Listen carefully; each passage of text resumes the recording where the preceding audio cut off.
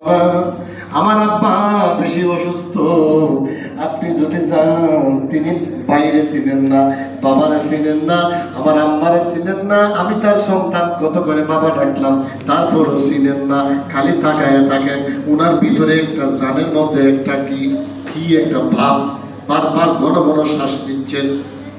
ইমাম সাহেব বেচান, আপনি যখন বলছেন ইমাম সাহেব আপনার কাজ করার জন্য প্রস্তুত, আপনার বাসায় গেলেন, এবার কই হুজুর তারা কিছু তওবা পড়ান।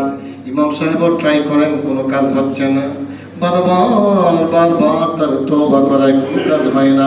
কারণ এই সময় যতবার তওবা করান না কেন, এই সময় তওবায় কোনো কাজ হবে, কারণ বাধ্য হয়ে তওবা, যদিও কিছু সেন্স থাকে, কিন্তু তওবা করতে হবে আপনি সুস্থ অবস্থায়। যেন আমি আর আজকে থেকে নামাজ ছাড়বো না, রোজা ছাড়বো না, পর্দা মেনটেন করে চলবো, যাকাত ফরজ হইলে আমি যাকাত দেব, হালাল হারাম এগুলি আমি বেঁচে চলবো,